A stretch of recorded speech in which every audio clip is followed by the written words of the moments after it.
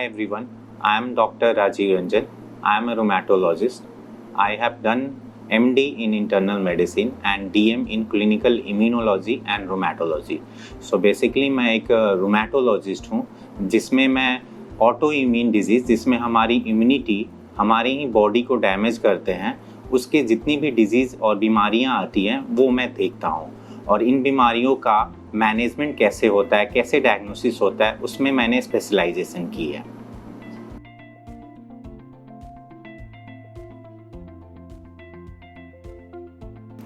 Rheumatoid arthritis एक typical autoimmune बीमारी है। कहने का मतलब इसमें हमारे इम्यूनिटी जो होती है, जो कि जिसका काम होता है वायरस, बैक्टीरिया, इन सबों से लड़ने के लिए, ये इम्यूनिटी और हमारा इम्यून सिस्टम हमारे ही जॉइंट्स को डैमेज करने लगता है। So this is classical auto immune disease जिसमें मल्टीपल जॉइंट्स में पेन होने लगते हैं। ये जनरली पहले जॉइंट्स को अफेक्ट करते हैं और ये स्मॉल और लार्ज दोनों जॉइंट्स को अफेक्ट कर सकते हैं।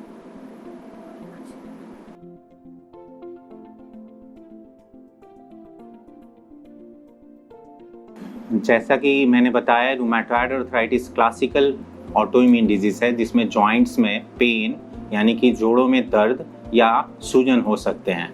तो ये सिम्टम्स धीरे धीरे स्टार्ट होते हैं। तो सबसे पहले लोगों को मॉर्निंग स्टीफनेस फील होता है।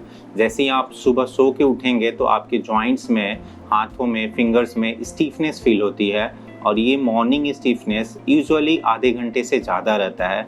ग्रेजुअली आप जैसे जैसे धीरे धीरे काम करने लगते हैं आपको पेन ये कम होने लगता है। सो द मोस्ट इम्पॉर्टेंट और early symptom is morning stiffness. अगर आपको मॉर्निंग में आधे घंटे से ज़्यादा स्टीफनेस जॉइंट्स में हो रहे हैं तो ये बहुत ही अर्ली फीचर होता है रूमेटॉइड आर्थराइटिस का। जैसे जैसे बीमारी ये बढ़ती है तो जोड़ों में सूजन आने लगती है, लोगों को काम करने में मुश्किल होती है, वो जॉइंट्स धीरे धीरे डिफॉर्मिटीज़ भी होने लगते हैं एडवांस केस में अगर ट्रीटमेंट ना किया जाए। तो इम्पॉर्टेंट सिम्टम्स जो होते हैं, हम बोलते हैं कि जोड़ों में दर्द और सूजन जो कि मल्टीपल जॉइंट्स में होते हैं, दोनों हाथ में हो सकते हैं और पैरों में हो सकते हैं।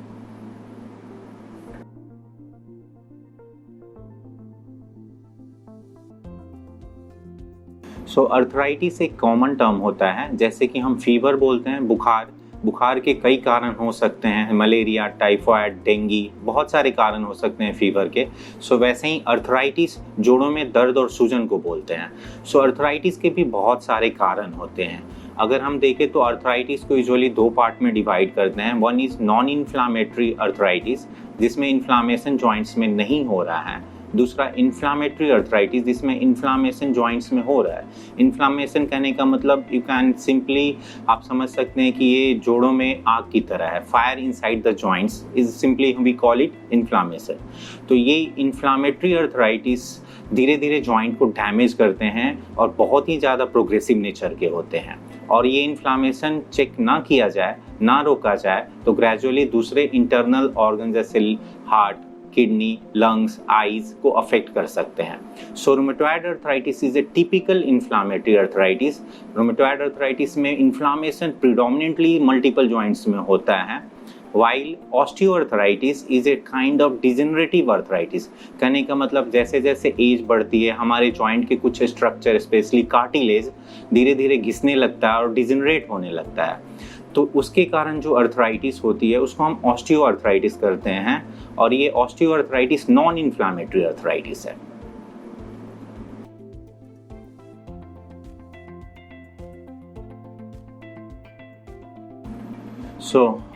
सबसे पहले जब अर्ली रूमेटॉइड आर्थराइटिस होता है जिसमें आपको स्टीफनेस होता है तो सब इम्पॉर्टेंट है कि आपको मॉर्निंग में स्टीफनेस होगा। तो वहाँ सुबह सुबह डेली लाइफ में जो डे टू डे एक्टिविटीज़ है, आपको बेड से उठना, बाथरूम जाना, वॉश करना, इसमें प्रॉब्लम आती है। ग्रेजुअली जैसे जैसे ये डिजीज़ बढ़ने लगता है ये काफ़ी मल्टीपल जॉइंट्स को स्वेलिंग और डैमेज करने लगता है, जिसके कारण आप डे टू डे सारी एक्टिविटी जो कि चलना, बैठना, उठना, किचन में कोई भी बर्तन को खोलना, तो ये सब को सारी दिक्कतें आपको आने लगती है। और ग्रेजुअली जब बीमारी फैलने लगती है तो लोग व्हील चेयर बाउंड हो जाते हैं अगर इलाज सही समय पे ना हो तो ये जॉइंट को डैमेज करके आपकी डे टू डे हर एक्टिविटीज़ को हैम्पर कर सकती है।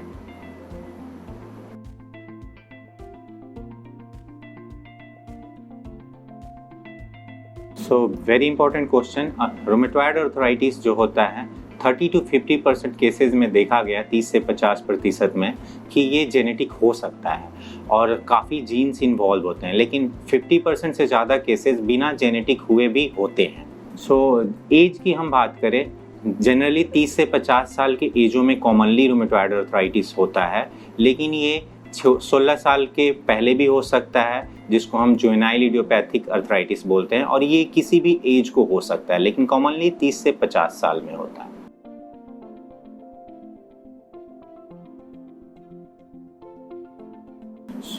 मैंने बताया कि rheumatoid arthritis typical autoimmune disease है।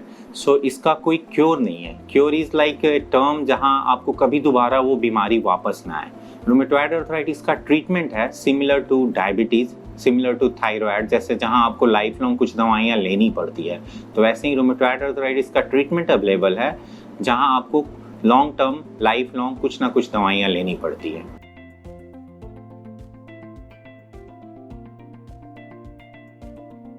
रूमेटॉइड आर्थराइटिस का जो हम ट्रीटमेंट करते हैं different modality like homeopathic, Ayurvedic, allopathic पद्धति से की जाती है, लेकिन किसी भी पद्धति में परमानेंट क्योर नहीं आया अभी तक।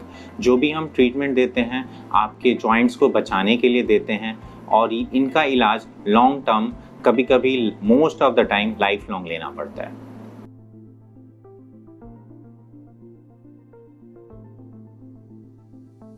रूमेटॉइड आर्थराइटिस का होम रेमेडी ट्रीटमेंट के लिए असरदार नहीं है, लेकिन हाँ, होम रेमेडीज के कारण आप कुछ अपने लाइफस्टाइल में, अपने एक्सरसाइज में कुछ चीज़ें अपना सकते हैं, जिसके कारण ये बीमारी ज़्यादा फैलती नहीं है और इसको थोड़ी सी कंट्रोल में की जा सकती है।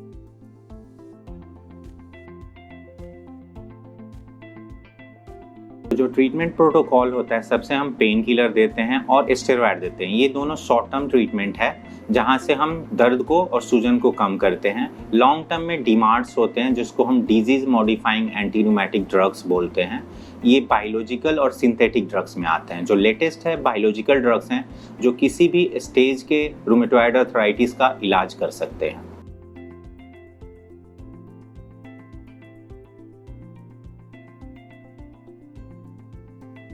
काफ़ी पेशेंट्स मेरे से पूछते हैं सर क्या खाएं क्या ना खाएं। खाना और डाइट जो है एक इम्पॉर्टेंट फैक्टर है।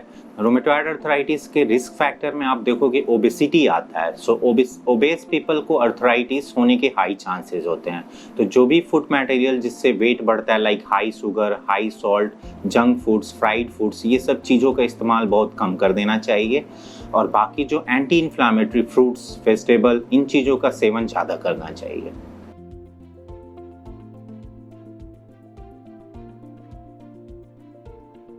प्रिवेंशन ऑफ रूमेटॉइड आर्थराइटिस की जब हम बात करते हैं तो हम लाइफस्टाइल पे फोकस ज़्यादा करते हैं। लाइफस्टाइल में सबसे पहले इम्पॉर्टेंट आता है एक्सरसाइज।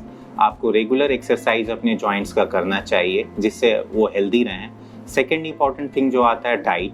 आपको ऐसे डाइट लेने चाहिए जो कि आपके लिए हार्मफुल ना हो। तीसरा इंपॉर्टेंट चीज़ है स्मोकिंग। स्मोकिंग बहुत बड़ा स्ट्रॉन्गेस्ट फैक्टर है रूमेटॉइड आर्थराइटिस का, तो स्मोकिंग से दूर रहना चाहिए।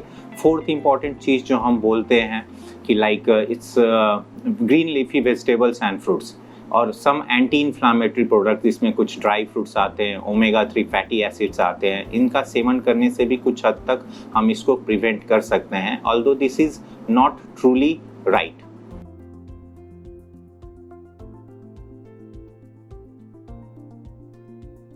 Yes, people can die from rheumatoid arthritis. Rheumatoid arthritis में इन्फ्लामेशन होती है और इसको रोका ना जाए तो ये हार्ट को अफेक्ट कर सकता है, और हार्ट अटैक कॉमनेस्ट कारण होता है rheumatoid arthritis में डेथ का।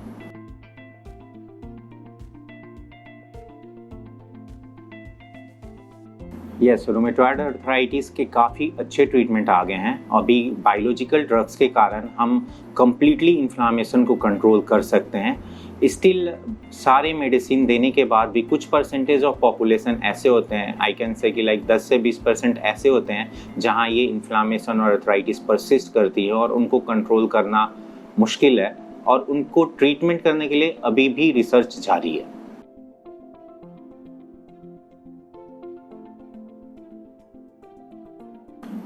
Yes, ये रूमेटॉइड आर्थराइटिस किसी भी ऑर्गन को अफेक्ट कर सकता है, क्योंकि ये इन्फ्लामेटरी डिजीज़ है। इन्फ्लामेशन इसमें जॉइंट से स्टार्ट होता है और ग्रेजुअली धीरे धीरे दूसरे ऑर्गन को अफेक्ट करता है। कॉमनली ये आँखों को प्रभावित करता है, फिर हार्ट अटैक कर सकता है, फिर ये लंग्स को अफेक्ट करता है जिसमें लंग में फाइब्रोसिस होने लगती है, बोन्स को अफेक्ट करता है जिसमें बोन में काफ़ी वीकनेस आता है। तो it can affect almost any organ of the body.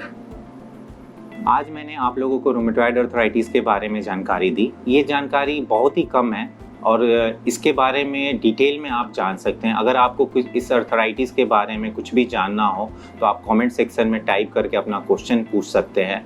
अगर इस बीमारी से आप सफ़र कर रहे हैं तो कृपया अपने रूमेटोलॉजिस्ट को दिखाएं और इसका प्रॉपर ट्रीटमेंट करवाएं, क्योंकि इसको कंट्रोल करना बहुत ही ज़रूरी है। अगर ये वीडियो आपको पसंद आया तो आप इसको लाइक कर सकते हैं, सब्सक्राइब कर सकते हैं हमारे चैनल को। Thank you so much.